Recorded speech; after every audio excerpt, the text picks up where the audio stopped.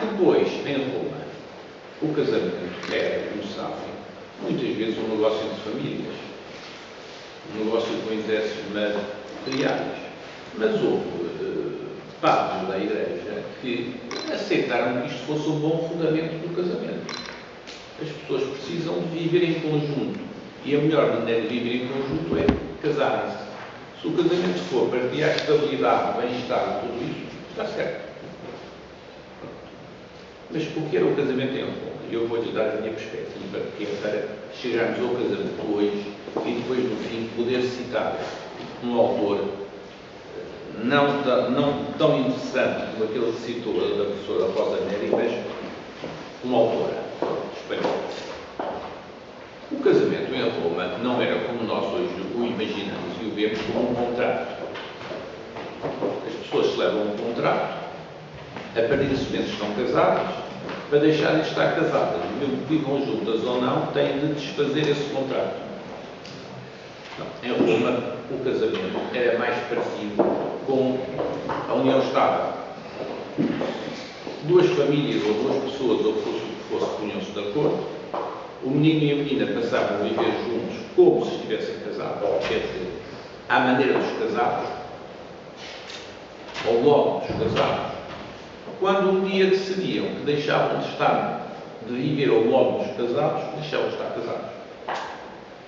Sem querer fazer caricaturas, eu sempre achei um bocado estranho aquela coisa de um imperador romano se casar com uma senhora acompanhada do marido. O marido ia lá, levava a senhora, levava a senhora e casava-se com ela. Só que é que desde o momento em que a senhora e o marido dela deixavam de viver como casados, a senhora podia se casar com quem quisesse, mas podia casar-se com quem quisesse.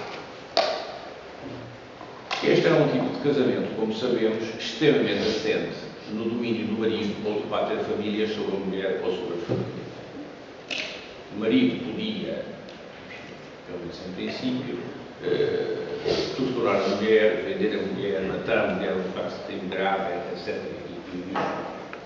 Isto foi-se abrandando com os costumes do Império, mas só teve uma ultrapassagem clara, no sentido, pelo menos, dos princípios com o cristianismo. O cristianismo, desde o começo, nós lemos os textos dessa altura, dizem que veio ao encontro do Evangelho, não há grego, nem romano, nem gentil, nem judeu, nem homem nem mulher, somos todos iguais. Portanto, a aspiração do cristianismo foi a uma igualdade do homem e da mulher.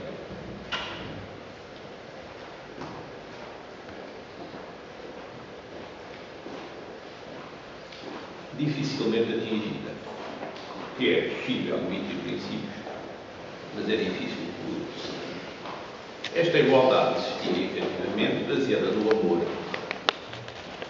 quando se tratava de um casamento de pessoas animadas por sentimentos cristãos, mas que não tinham de celebrar o casamento para tomar em diversos princípios,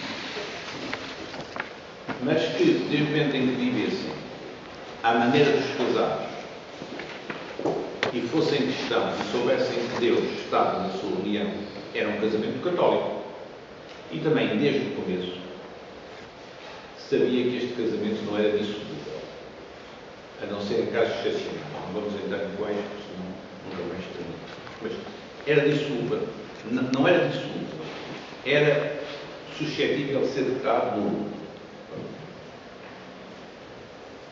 Depois vieram os séculos das trevas, aqueles séculos entre a queda do Império Romano no Ocidente e, digamos assim, o ano 1000, em que as pessoas continuaram a juntar-se, a juntar as suas fortunas, a juntar os seus bens, a juntar os seus interesses, sem formalidade, sem publicidade, sem rigor, sem segurança. Quem era prejudicado aqui no meio disto tudo? Era a mulher. E eram os filhos. Porque os filhos não podiam afirmar que os pais eram casados, os pais eram casados, não eram. E a mulher não podia pedir a proteção de ninguém porque não sabia se era casada com aquele marido ou não. O homem podia dizer, não, nós éramos unidamente emancipados. E a mulher dizia, não, nós estamos casados, não estávamos. A partir do século XII, o que é que aconteceu? Aconteceu que a Igreja lançou um movimento de reestruturação do casamento e da família. Por duas razões. Primeiro, como se costuma dizer hoje, por razões fundamentalistas. Isto disse, não separar e poderes unir, a não ser no caso de tal. E a Igreja passou a dizer, não, vocês casam-se e a partir daí o casamento é indissoluível. Ela já sabia que era assim, mas a Igreja passou a controlar-se. Mas como é que a Igreja ia saber quem é que estava a casar?